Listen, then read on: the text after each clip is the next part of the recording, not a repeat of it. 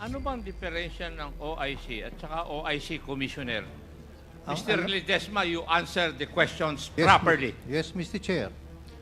The Commissioner And can you act- wait for the acknowledgement of the chairman before you answer. I'm That's sorry, the rule. I'm sorry, Mr. Chair. Anyway, PBDEC, pasensya na po kayo, PBDEC. This is all about you. This time, it's all about you. PBDEC, kayo po ay, noong 2021, sino po ang administrator ng PBDEC? At Attorney Labinya? Pompey? Hindi po attorney, Pompey Lavinia lang. Pompey Labinya. You were the administrator during that time. 2021, up to November 12, 2021. And during that time, you remember that a certain Attorney Les Gusey of the Legal Service Division and a certain Colonel Pete Dakipil have notified the Office of the Administrator of a certain email coming from Director Alikpala that indeed there was an incident regarding the docking of a vessel from Vietnam at Pilsanji Port. Do you That's remember this incident? That's correct, Your Honor. And on January 30, the Security Service Division received tip-offs on alleged rice and drug smuggling going on at the Pilsanja port doon kay Mr. Tony Ong. Is this correct? That's right, Your Honor. That the text message was sent to me, and I alerted the security division. And a vessel from Vietnam dock at the Pilsanjia port was subjected to heightened alert as there was a need for PhilBidec management to be on guard against a repeat of the Verde Soco incident, where PhilBidec employees and the former administrator were subjected to press and congressional inquiries. Is this correct? That's right. I was very worried of something like that happening again, so we acted on the intel that came to my cell phone that there might be smuggled rice, and there was even, I think somebody told me verbally, possibly illegal drugs. And that voyage of the vessel MB Binpuk 168 carried loads of 2,900 metric tons of rice. Am I correct? I cannot remember the exact amount, but it should be in the documents, Your Honor. And on January 31, 2021, you personally went to the port in order to check That's right, Your Honor. if there was indeed an alleged rice and drug smuggling. That's correct. And the cargo was held there as need to be checked by Pilsanjia Port dahil hindi siya pwedeng magpasok ng rice because it has no permit to operate as a commercial port. Tama? Opo, because they actually had there was already a board resolution approving its operation as a commercial port that was Yes. that was approved the previous term, but then they had not complied with all the conditions, including public hearing, publication of tariffs, consultation with the other port operators. We have 13 ports in PhilBidec, Your Honor. So in other words, Mr. Pompey Labinya, you were saying that there was a certificate of board resolution number 2841 series of 2020 which was approved by the former administrator. And who is the former administrator? By the board, Your Honor, but including By the the board. former administrator. The And administrator cannot approve it by himself. And that internal document was not meant for public consumption. That's correct, Your Honor. So, Attorney Quijano, so why was there a resolution granting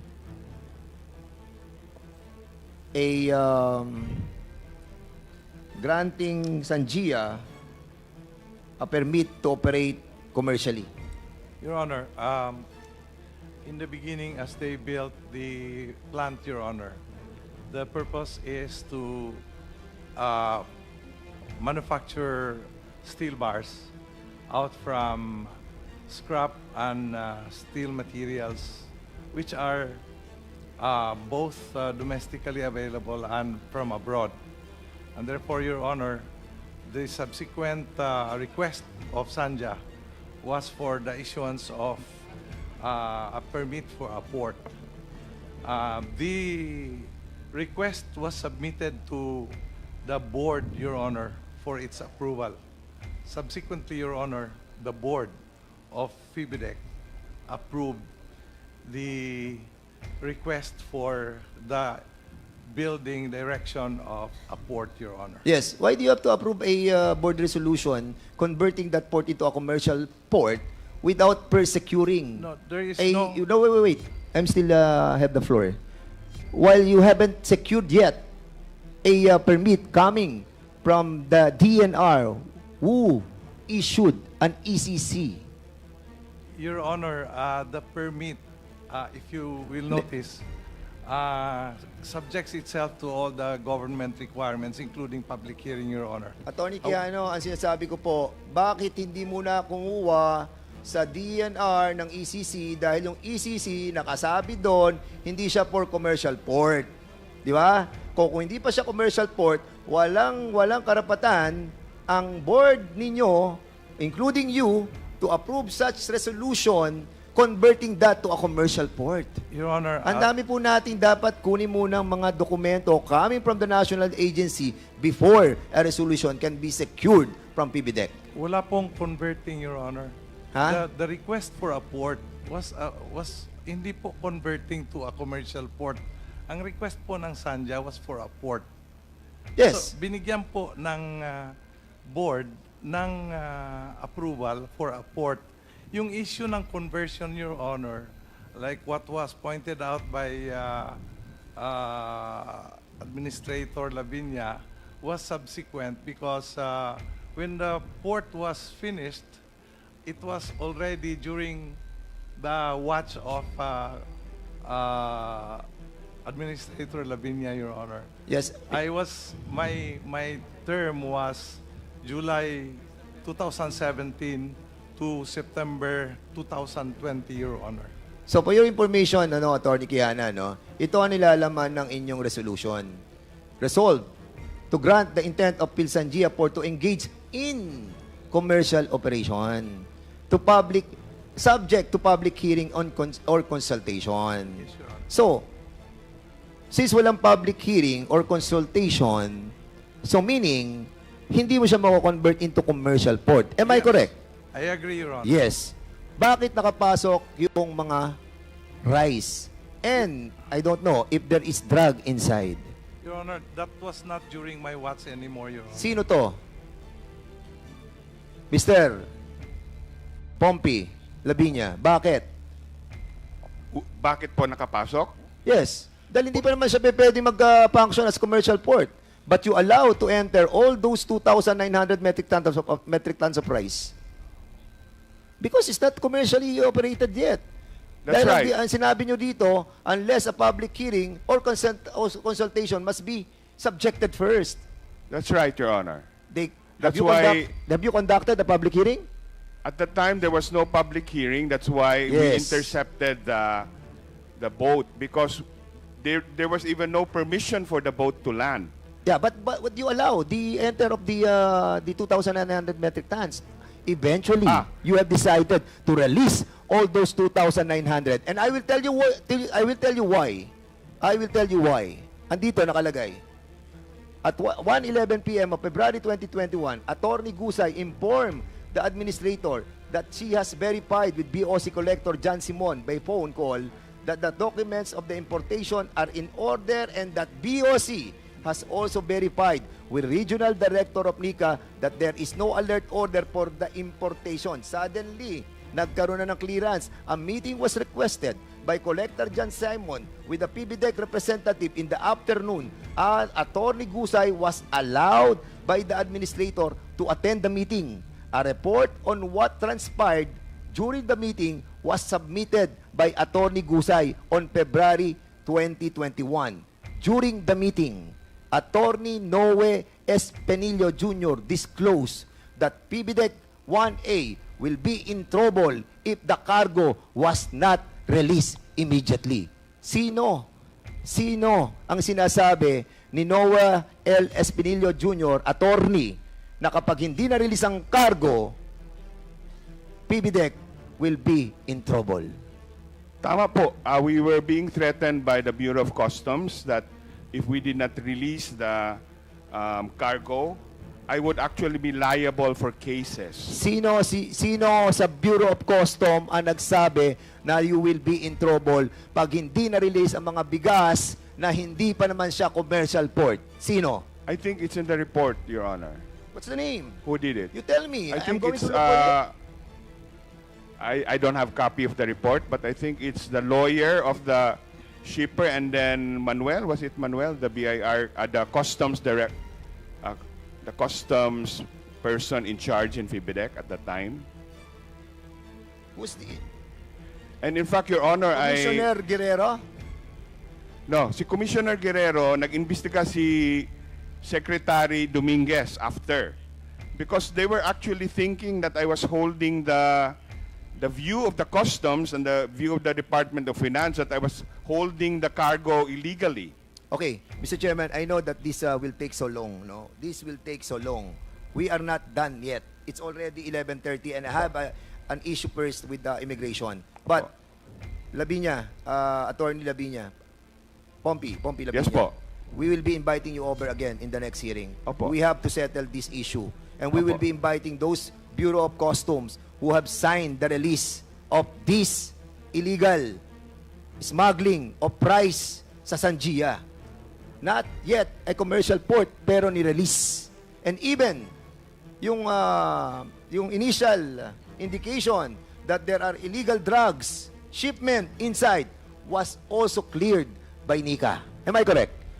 Yes, after the dog, I had the canine dog sniff all of the cargo, Your Honor. And then the report that we got had come from NICA. That was what they said. But then NICA denied that there was such an intel report, Your Honor. But of course, I cannot verify 100% that the report actually came from NICA. I was told that the report came from NICA. Okay, thank you so much. In the Mindanao Container Terminal, you know that Mindanao Container Terminal? Yes, Your Honor. Yung 48 hectares under the PBDEC port natin, Yes, Your Honor. which is being handled by the ICSTI. Yes, Your Honor. And during that time, there is a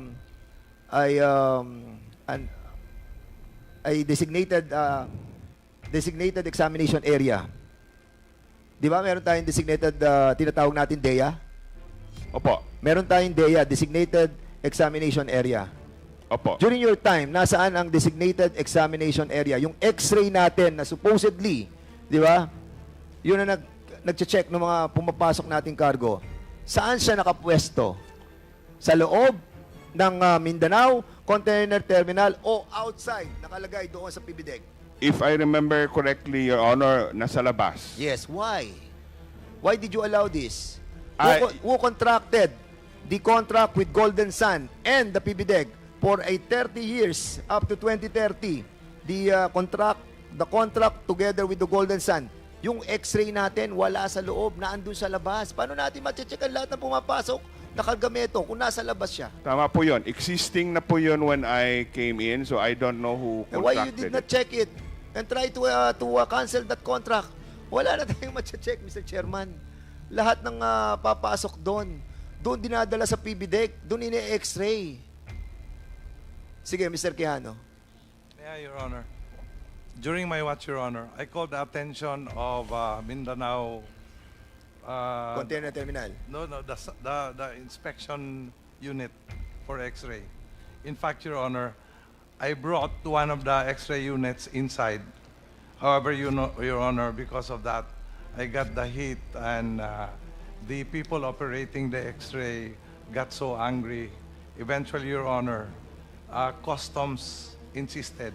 And who owns the Golden Sun that operate as a service provider for that X-ray?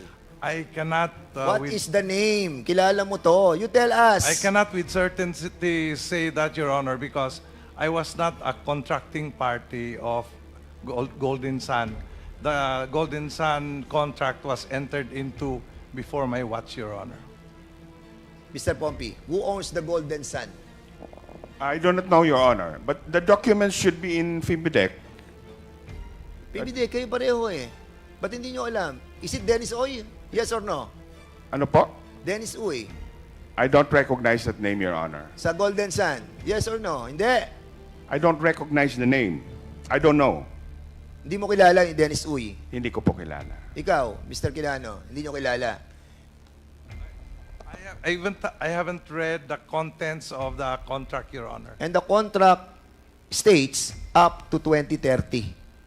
Yeah, it was Correct. the previous administration, Your Honor. And the X-ray, it's outside the terminal. Unfortunately, Your Honor, despite my protestation, it was brought out by the customs At men. dito papasok ang lahat ng hindi mo dumadaan sa X-ray. Mr. Chairman, all the cargos na nanggagaling po sa Mindanao Container Terminal, dumadaan sa kanilang X-ray doon sa labas ng terminal. Saan ka naman nakakita ng ganitong klase ng... Correct. Nakalabas na yung cargo bago may dadaan sa X-ray. And they have contract until 2030. Mr. Chairman, we need to investigate this further. Punta po tayo sa immigration. Immigration.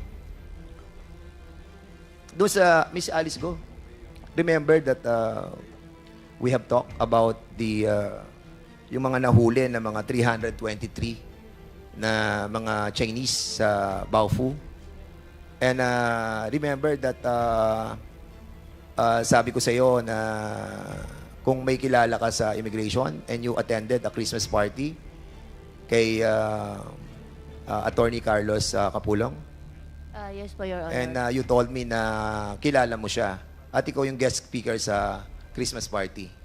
Your Honor, I was invited. Hindi naman po talagang guest speaker po. Pero you are special kasi nga ako hindi nga ako naiimbita dun.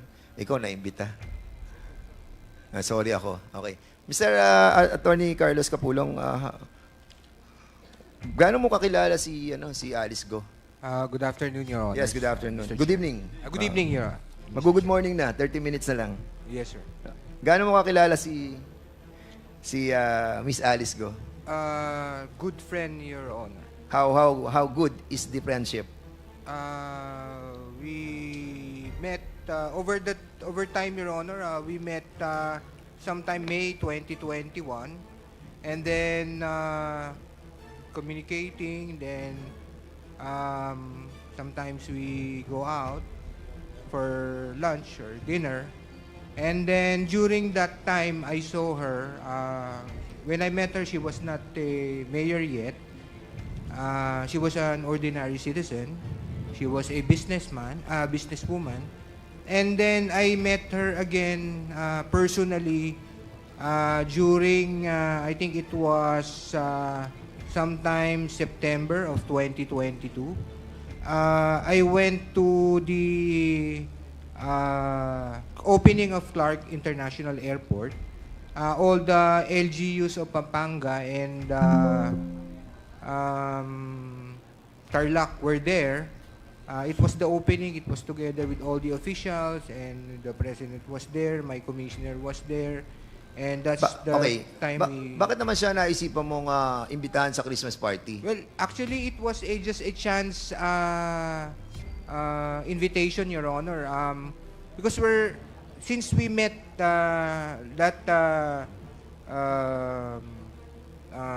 September, then we talked, and then we Attorney have it. Capulong, ano mga pinamigay ni Alice Go during the Christmas party? Actually po, I cannot remember, Your Honor, because I did not even ask her to bring anything. Pero So, those who were there told us na namigay siya ng ampaw. actually, hindi po totoo yun, Your Honor. Okay. Sige. I asked them again. You are under oath, Attorney Yes, Your Capulong. Honor. Yes, Your Honor. Are you the former port operator operation division? Ikaw namamahala ng mga airports and seaports sa buong Pilipinas mula 2019 hanggang 2022? No, Your Honor. I was appointed or designated, Your Honor, 2021 March and then until 2023 February, Your Honor. So 2021 ka hanggang 2023 February, Your Honor. na port Operator Division. Port- Operation Division. Yes, Your Honor. Ikaw ang chief. Acting Chief, Your Honor. Acting chief. So in other words, nakikita mo lahat ng labas, ng mga manifest, ng lahat ng mga bumabiyahe, ng lahat ng eroplano, lahat ng mga ship. Am I correct? We can check, Your Honor. We can check po. What? Pwede po namin i-check, Your Honor. Of course, you're the chief division na operating Yes, Your Honor. Ikaw yun. Yes, Your Honor. Yes, Di ba? Mr. Chair. Kung ikaw ang pinaka-chief, alam mo nangyayari sa lahat ng airports, sa lahat ng seaports sa buong Pilipinas. Am I correct? And you were assigned. And you were assigned sa Region 3. Napa-assign ka ba doon? Area ng Bamban. Region 3. Napa-assign ka, yes or no? No, Your Honor. Hindi ka napa-assign? Can I clarify, Your Hindi. Honor? Tinatanong ko, klaro. Napa-assign ka ba sa Region 3? I was assigned way back 2010, Your Honor, sa Clark International Airport. As an alien control officer. No, Your Honor. Saan ka na-assign doon? Nung na-assign po ako sa Clark Region. Clark International Airport, Your Honor, that was 2010. 2010. Yes, sir. Yes, Your Honor, until 2012, Your Honor. Hanggang 2012. Anong position mo doon? Acting Head Supervisor, Your Honor. Mr. Chair.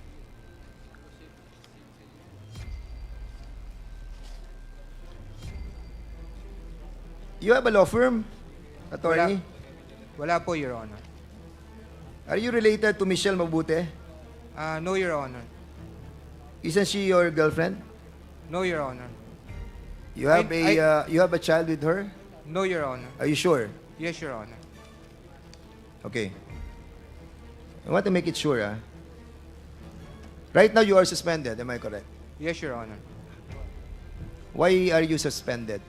It stemmed for a case that a visa that I prepared and reviewed two visas, Your Honor, that I prepared and reviewed, and then it was approved by the Board of Commissioners, and then after post-audit, Your Honor, it was determined that there was a problem with regard to, I'm not sure, Your Honor, with the non-registration of the entity, Your Honor. Okay. During the time that you were with not yet suspended, together with Attorney Gemma de la Cruz, Attorney Siriban, and Attorney Vera, were you a part of the hearing officer who heard the 9G visa? Yes, Yes Your or Honor. no? Yes, Your Honor. Yes, okay. And during the time that you have been a part of these hearing officers, have you encountered yung issue nung 323 na mga na-apprehend doon sa Bamban? No, Your Honor. No. I was Yes.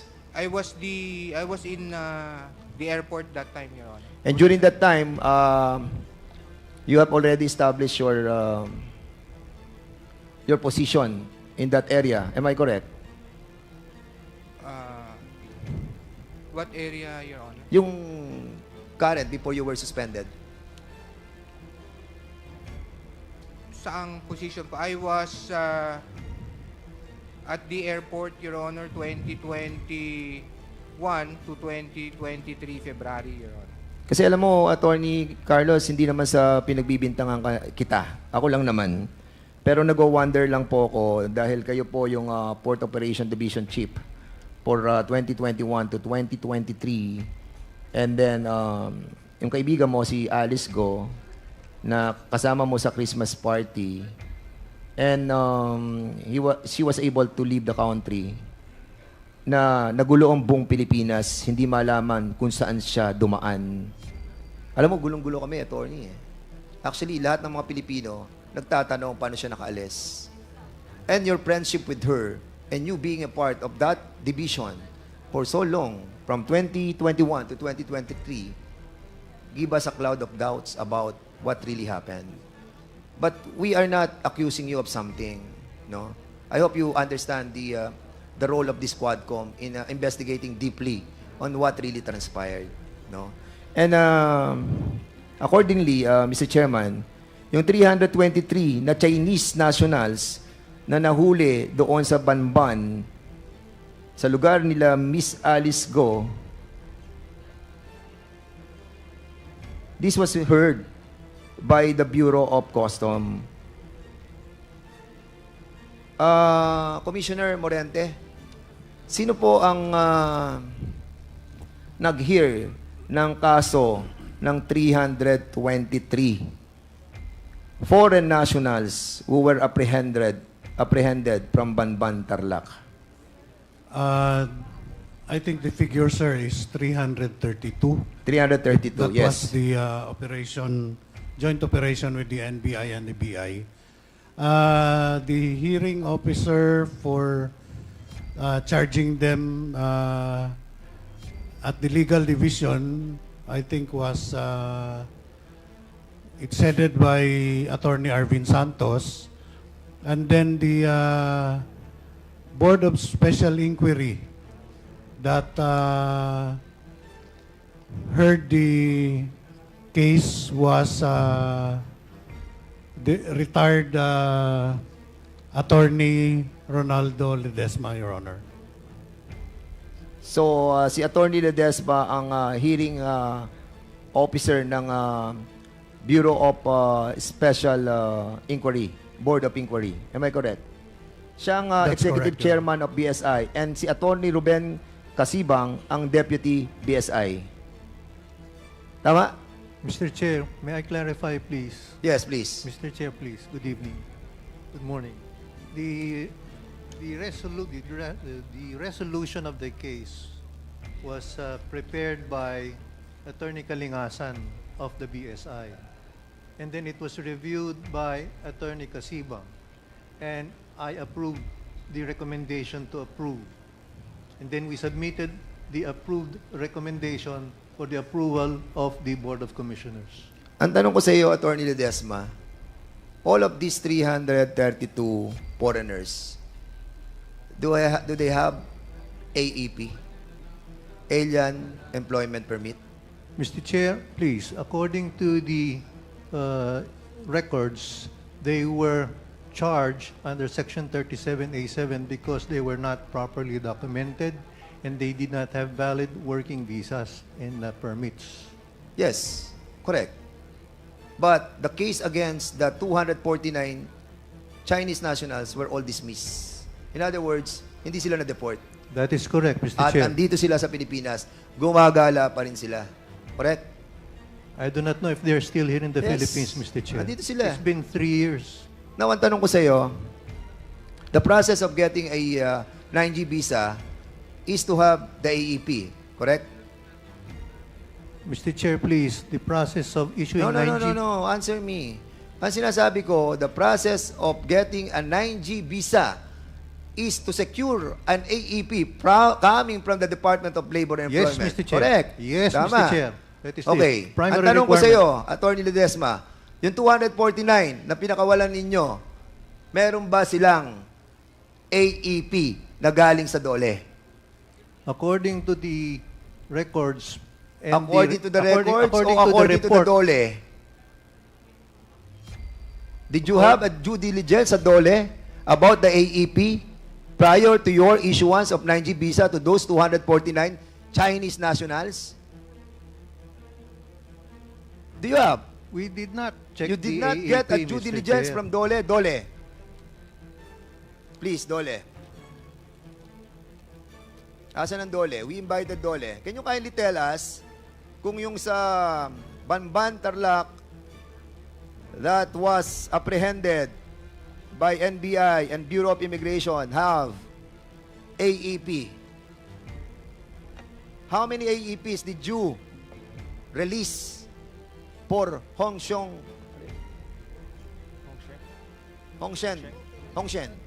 Good evening, Mr. Chair. I'm Pago Magtoto from Dole Region 3. So, per our Alien Employment Permit monitoring system, sir, both old and new. For year 2021, we have issued 19 AEPs or Alien Employment Permits. And for the year 2022, Your Honors, Mr. Chair, we issued 34.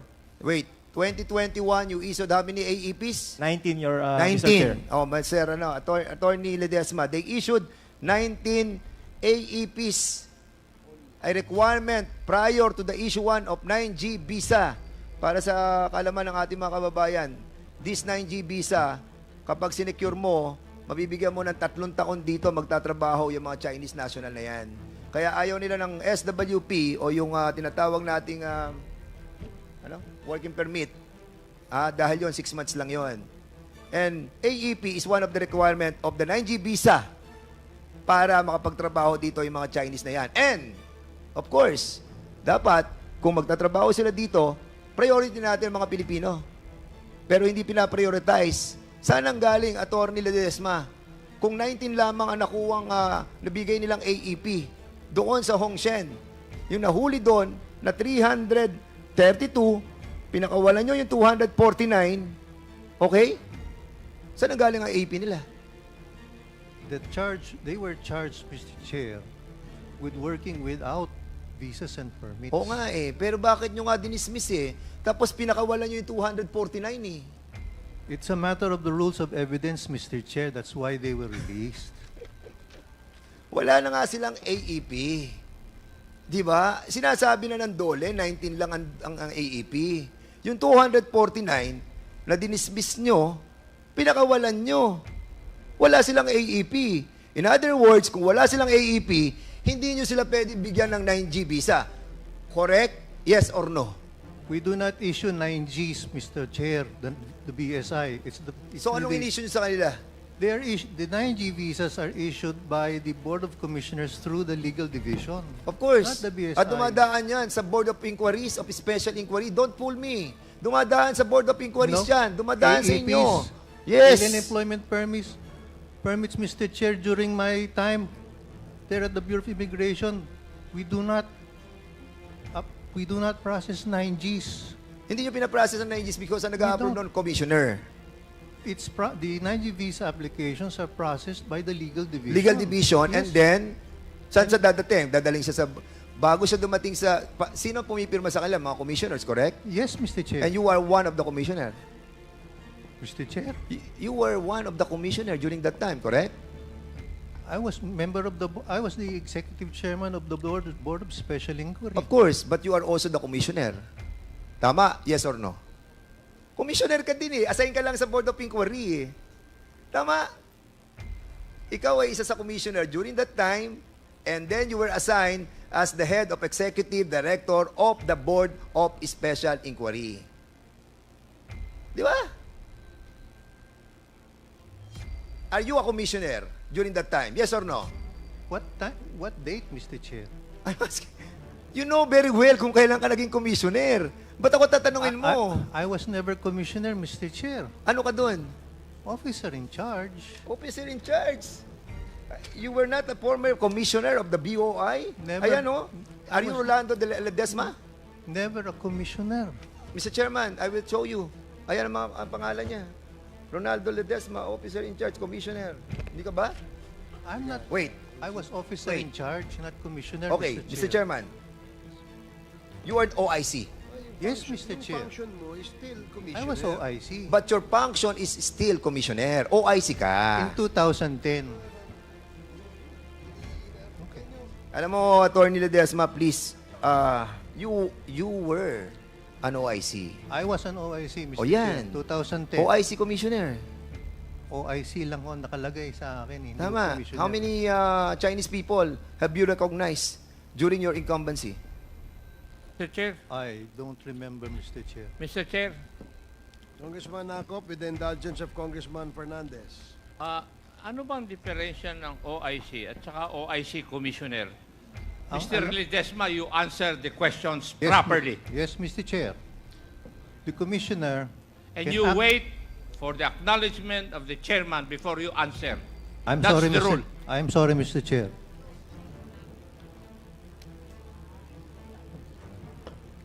Okay, proceed.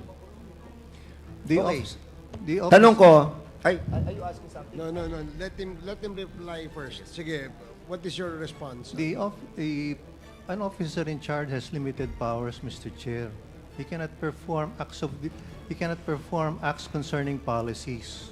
He operates only on the basis of running the daily affairs of the office.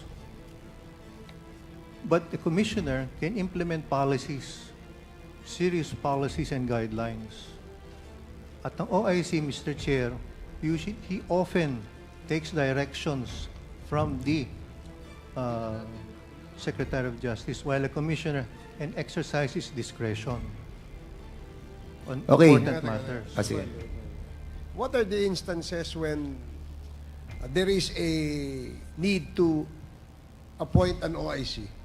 Often when, may I answer, Mr. Chair? Yes, please. Often when there is a vacancy and the vacancy for a commissioner or a deputy commissioner is vacated, Now, if there is a vacancy and an OIC is appointed, and there is a need to change a policy of the immigration, can you not perform the duty of a regular commissioner? we have to seek the permission of the secretary, Mr. Chair. In fact, the orders, instructions have to be countersigned by the secretary. I agree, because everything that the commissioners, how many commissioners there are in the bureau? There is one commissioner and there are two deputy commissioners. Two deputy commissioners. Right now, there are three deputy commissioners, Mr. Chair. So in the event that a policy must be changed, who proposes changes in the policy? Is it the DOJ, the SOJ, or it should come from the commissioners or the members of the commission? It can be a proposal submitted by the board. It can be a proposal submitted by the commissioner, Mr. Chair. So in other words, pwedeng manggaling sa inyo. Pwede manggaling sa inyo. Sabi Yes, mo, Mr. pwede Chair. sa SOJ, pwede sa inyo eh. Di ba? Yes, Mr. Chair. Oh, ang tanong kasi sa iyo kanina ni Congressman Dan Fernandez, were you ever appointed as a commissioner?